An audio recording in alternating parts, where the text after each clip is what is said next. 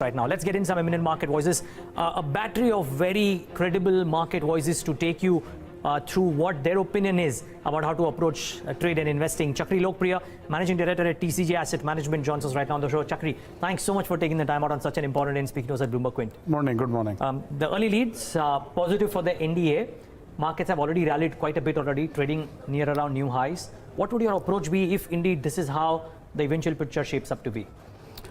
I think this will continue to trade, will continue to buy into this market because it simply means a consistency, continuation of the existing policies.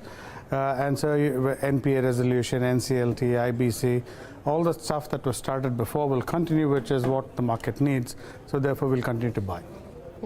Yeah, so obviously, the market gyrations based on the election outcome is just going to be a short-term phenomenon. But nonetheless, post that, in every election year, we've seen in a post-verdict, the Nifty has moved and scaled new levels, double-digit gains to the least. In light of that, while we're talking about earnings tapering off a bit, is it still good enough to start investing at record highs that we are trading at? I would think so. I'd continue to invest for the simple reason that we all know that earnings are weak, the economy is weak, the consumer is weak. Yeah, the Nifty's at a record. But it's a forward-looking thing. Yeah. If you're expecting good things to happen, if you expect the economy to recover, therefore earnings to recover, and that's the reason I think the markets are moving higher. And we would invest because earnings are at a low. FY19 earnings have been cut by another 5%, I would think, by the time this in a couple of weeks' time. So then the ask for FY20, is just a cyclical thing, and therefore the Nifty, I think, can move higher.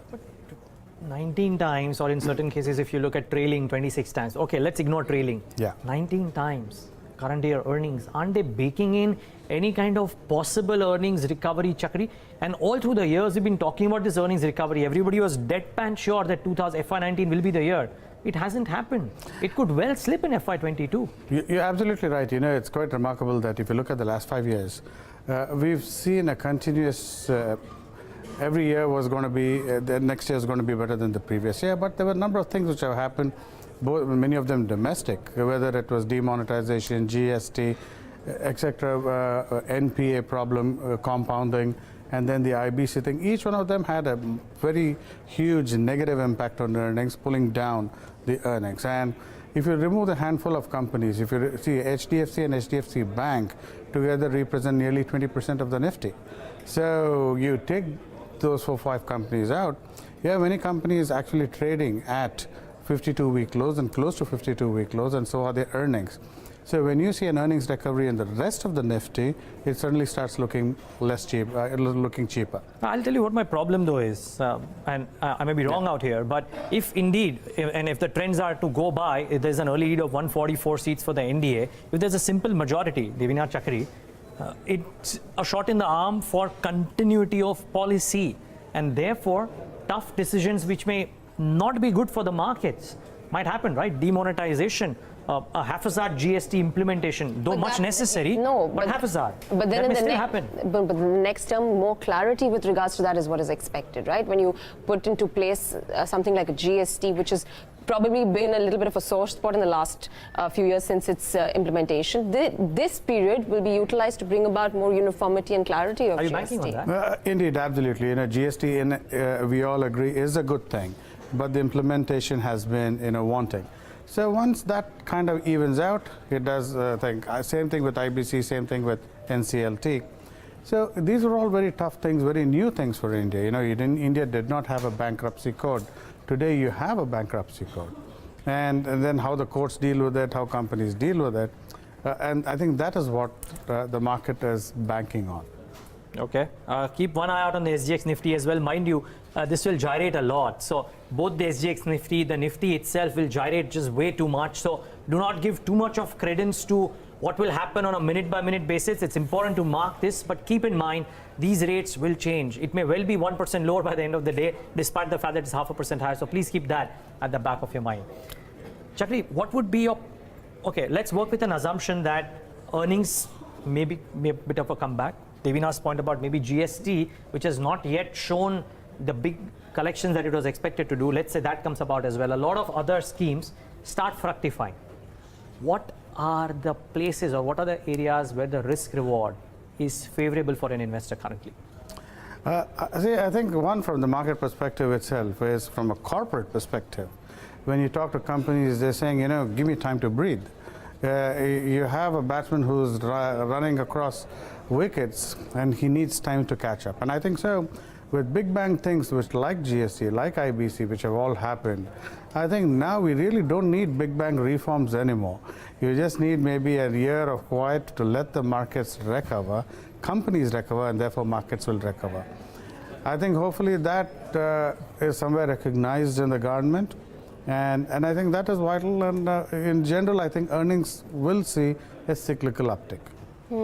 While we've been talking about how inflation has been under the RBI comfort zone and how the government has managed to control it, this is also a reflection of how much money is in the hands of the farmer or the public, and that's not a good sign if they don't have much money to spend, which again starts the vicious cycle of less amount of spending, consumption getting affected, and then that reflects on your stocks as well. Yeah, indeed. One of the things about India consumption story was the last few years, maybe about 5 years, it was partly aided because of NBFCs. People would go and borrow small ticket items to go and that buy. was getting squeezed now. And now that is getting squeezed. So employment generation is now taken again back to center stage. Last few months, because of elections, you think things like road construction, etc., all slowed down, and that led to some amount of greater unemployment. So if those things pick up again, which they will, at the margin, again there'll be a marginal pickup in road construction, various infra projects, and also both private and public capex, which slowed down, so will kind of pick up. So we don't see a big pickup in capex, but just a marginal uptick. Interestingly, an unemployment rate at about 6.1%, and according to a latest government survey, suggests this is the highest in 45 years. So really, some big strings need to be pulled to make sure that this issue is addressed, and whatever's been left out of the system comes back in. But aside from that, since we were talking about earnings, Chakri, last quarter expectations were, and a lot of market commentary saying that earnings are finally starting to look up, and we're going to start picking up the earnings momentum. That's not happened. Yeah. And with the whole gamut of items on the agenda with regards to policy changes which could affect earnings in a big way, be it investment spending, be it capex, be it infra spending in a big way, it's still something that's WIP. So how do you project earnings? I think one is a cyclical upturn. For things like banks, they were all loss-making last year. Now they're all turning around the corner. So their profits are looking big. They're not real numbers. They'll normalize. Same thing holds true for many sectors, whether it's cement, whether it's some of the infra companies. It's actually things which are very unconnected, like pharmaceuticals. Pharmaceuticals had bad years last year and the previous year because of their US FDA issues, which are kind of at a company level, if they get resolved, you will see an uptick in earnings. So these are the things at margin, because if you look at earnings, if you look at earnings X, some of the banking in the Nifty, and X IT, you pretty much have close to zero earnings in the Nifty. Precisely. That's the fear. I mean, we always had cases of one-off accidents happening almost every single quarter, right? Right. Yes Bank this time, Tata Motors the previous time, Sun Pharma I think some other time as well. So that keeps on happening. And nevertheless, that's a big talking point as well. Actually, let's drill down to some specifics as well, Chakri, if we can. Infrastructure, you mentioned that. The positive argument for a lot of people who are looking at infrastructure stocks is that, incidentally, mind you, the SGX Nifty's lost some more, but the positive argument for people looking at the infrastructure space is that the last 5 years, maybe the top line hasn't grown, but they have cleaned up the balance sheet as well. IRB Infra, they may have done the InvIT or whatever it may be, but a lot of debt has gone off the balance sheet. Nagarjuna Construction Company, a lot of debt has gone off the balance sheet. And if indeed spend has to happen, then you need strong balance sheets. Are these companies good to bet on for the next 5 years? Because whatever else BJP or whichever government comes may or may not do, they will have to definitely spend on infrastructure. Indeed, I think if they try to do. One is infrastructure needs to do well. They're long-dated ones. They're in a better shape than they were in the previous cycle. The earnings, all the companies that you mentioned, for instance, Nagarjuna Constructions has a debt-equity ratio of 0.4 times. And so, which means his balance sheet is fairly strong. Yes, if you add back subsidiary debt, it goes up to 0.8 times, which is still a decent number. So against that backdrop, if a Sting is trading at about 10, 11 times, there is sufficient upside. They have good order books. The only problem has been the execution of the order books. Partly slowed down because artificially before elections, everything slows down, which will kind of see its natural pickup. So from that perspective, yes, I think, both the government also needs tax revenues. And therefore, in supporting these private capex, it's to its margin, to its benefit. Just, from most of the numbers that we've so far seen, and companies which have a decent enough dependence on exports, the exports numbers have not been so bad. It's primarily the domestic business which seems to be hit. Coming off a little bit maybe though? Yeah. I think exports will continue to do well because, in spite of all the trade war and all kinds of things that we talk about, U.S. unemployment is at like a 40-year low. U.S. employment is at a 30-year high. These are all like phenomenal numbers. So those numbers, even if they slow down, they'll still produce sufficient business orders for companies. And that is what we are concerned about, and not about big headline numbers. So I think exports to the main countries India that deals with will continue to remain strong for the next couple of years. The SGX Nifty is now just about 27 points higher. So as we said, you got to keep one eye out for this, even though these rates don't mean anything. Let's wait and watch how the start is. The world markets, as we highlighted at the start of the segment, aren't a very happy place. A mixed bag with the Nikkei down about 0.8%, so keep that at the back of your mind as well. The Asian screen is awash with red, so we don't have too much support from the global markets today. Not that much is needed, because what will matter is the number on the screen, the numbers of the NDA versus the UPA. Having said that, we've lost a lot of sheen in the last 15 odd minutes of trade. Chakri, what do you avoid? Everybody talks about, hey, let's go out and buy this, buy that if the NDA comes to power. Working with the assumption that the early leads are an indication of what will happen, what do you avoid? I think you still avoid the most troubled sectors like utilities, power utilities. I really doubt whether you can really fix them, or even real estate companies for that matter. These are companies which are going to see an NCLT, IBC kind of a thing coming up in the very soon in the coming months, because they've held out this long. Unless there's a big change in terms of changing the tariff structures, etc., which is unlikely politically. So that's what I would avoid. Chakri, contrarian bets. Consensus is financials. Contrarian, some point towards autos, some point towards telecom. What would you? I think telecom is an easier one than telecom, because if you look at various companies, whether it's M&M or even Hero MotoCorp, all these companies are trading at very low valuations. And we all know the reasons: consumption slowdown, higher interest rates, greater insurance costs. Various reasons have contributed to the automotive slowdown, which will see its own structural pickup, because people sometimes attribute it to a global link to autos. I don't think so. It's a pure domestic issue, which will take its own time. I think it'll take another couple of quarters before you see an uptick in sales. But markets being forward-looking, I think autos is yes. Telecom still too much debt, so I won't really go after them. Chakri is very selective, by the way. He's betting contrarian, but he's betting contrarian with a lot of thought. Chakri, when we spoke about contrarian calls, I would like to add PSU banks into that list. I mean, most of them are trading with good enough valuations considering the peaks that they've come off from. But the only probable stock that people talk about is SBI from the PSU banking lot. We've actually seen results coming in from most of the other PSU banks, which have still disappointed the street. They've front-ended a lot of the provisions, but do you think that's probably the stepping stone to growth for them?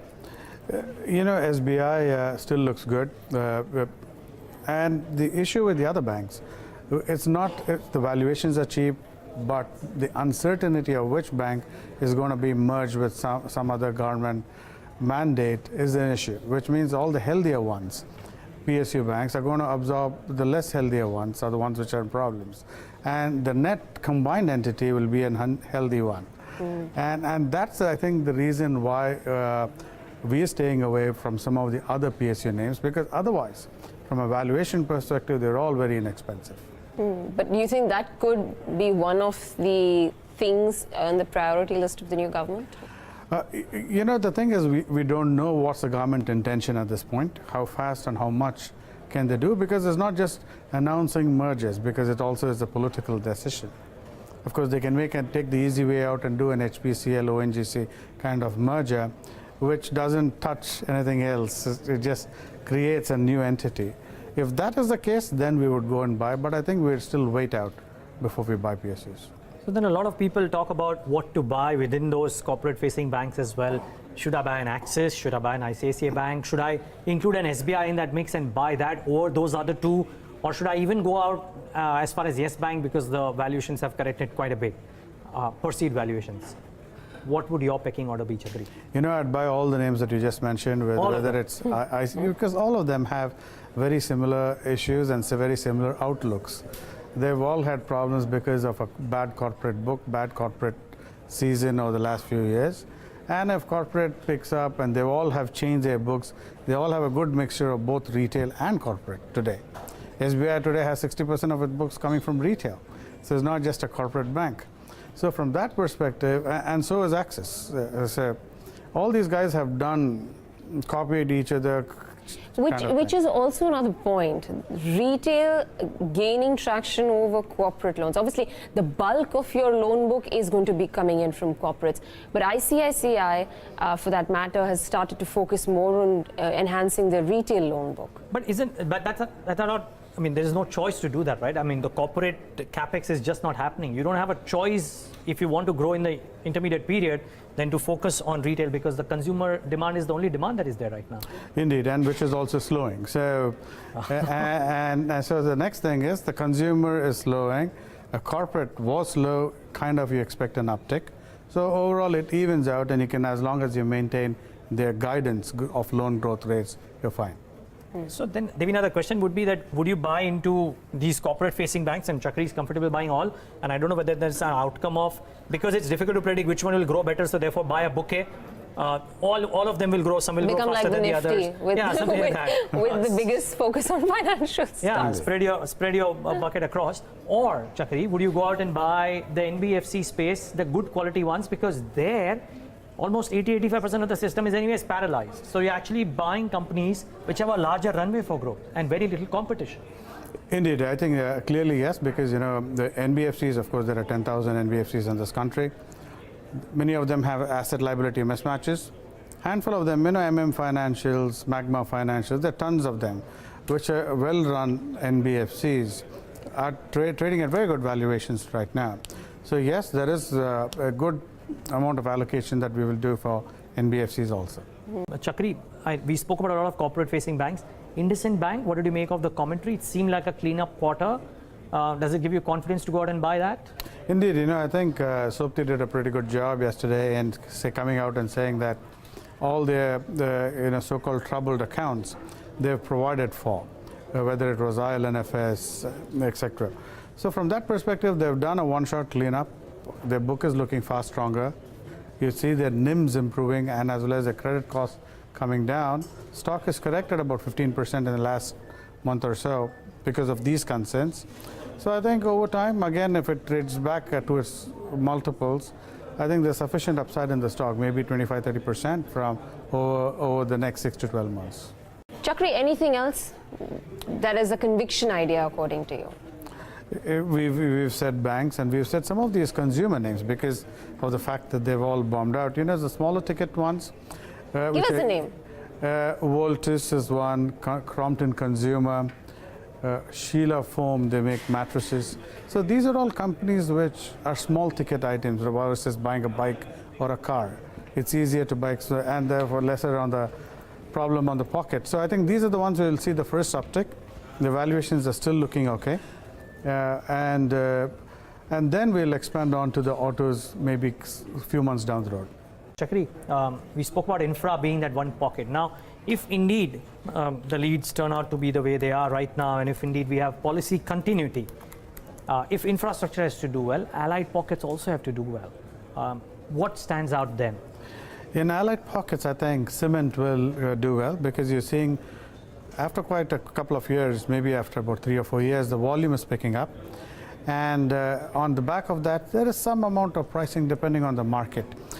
So, you know, you have companies like JK Cement, where white cement is doing well, whether it is Ramco Cements, southern markets are doing well. They have capacity expansion coming up, and so that is doing well. Then you have Heidelberg, which is strong in central India, and central India has been fairly strong in terms of volumes. And now all these guys, you know, have not had any price increases. In fact, the price increases have been lesser than that of inflation over the last few years. So if some of that comes back, operating leverage will play out, and I think valuations are in their favor. But it is, you know, we've seen them taking price hikes. We've seen them, this is I think the 5th straight month in a row that you've seen these cement majors taking price hikes, but only to roll it back. Indeed. So they're making an attempt. In fact, you know, a couple of things, what they've attempted like a couple of months ago was rolled back, and again they've increased it. So, you know, so I think they're trying to figure out a level, and I think which is a good sign rather than sticking to a lower pricing, which they've done for the last 3 years in a row. Chakri, I'll ask you an obvious question because so many people talk about it. Yeah. Would you go out and buy, at the risk of it sounding like a conspiracy theory, would you go out and buy the Adani Group stocks and the Reliance Industries? It's failed in the past, by the way. We know the experience of 2014 to 2019. I would clearly buy Reliance Industries for the simple matter, nothing to do with elections, more to do with just the fundamentals of the company. The stock has corrected a fair bit in the last month. From about 1400, it corrected to about 1300s. So, and they have sufficient momentum, business momentum going on, whether the refining business or whether it is geo or whether it is retail. So I think that's a stock which will see far higher highs in the coming months. Okay, so the other point being the kind of foreign institutional money that we constantly talk about. So April was a really good month. May, maybe not so. But of late, in the last few days of trade, some money has started to come back in. But the real floodgates open post the announcement of the final government, and if NDA comes back into power, that's what's going to open the real floodgates. In light of that, a preemptive investment, we have a few stocks where FI holdings are relatively high. So in light of that, I mean, I know it would be sort of a punt, but would that be another angle? I think one is the frontline names continue to get the FII flows. So whether it's the Reliance, HDFCs, ICICI, Axis, so they will continue to see newer highs because of the flows. And then after that, then you would trickle down into the more liquid mid caps. I think that would be the pecking order.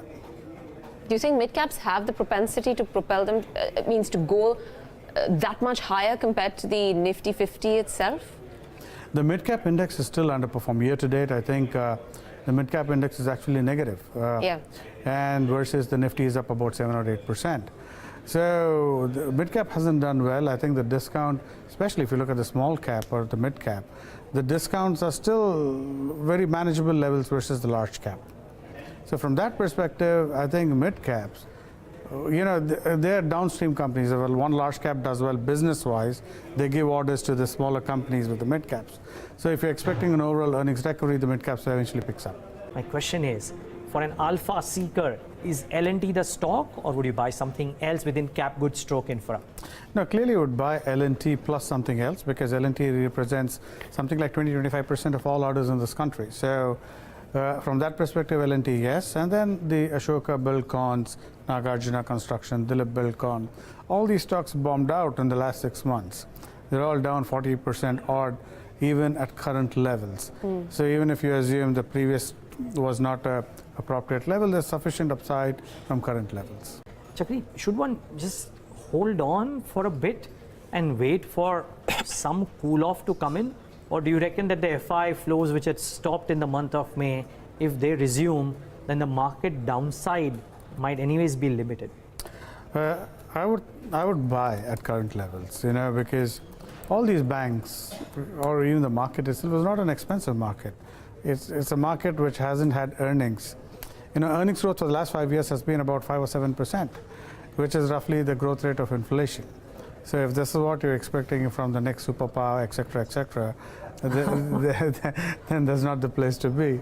So I think earnings will pick up. It's a question of when, and markets are anticipating that pickup. I just have one question, Chakri, from my end, and which is on and one final question from my end at least, and that is on the smaller financial names, smaller banking names. Now, I'll include a Ujjivan, Equitas, and the small finance banks there, and I'll also include the DCB, Federal Bank, RBL for that matter. Now, are those pockets that you would put fresh money to work in? There again, you need to be slightly more selective than the larger ones. But amongst the names that you mentioned, for example, whether it's an RBL, yes, Ujjivan, yes. I don't know much about the other names. But yes, so clearly names like RBL, Ujjivan, I would clearly invest because they're well-run banks, well-run NBFCs, valuations are decent, and there's a sufficient growth that you could see in the next 1 year. Okay. Chakri Lokapriya is saying he's comfortable putting in money to work even now while the markets are at 11,952, up 2%. Remarkable move, remarkable start for the markets, and the tallies up on your screen as well. Gentlemen, thank you so much for taking the time out and being with us today. Really appreciate your time. Thank you.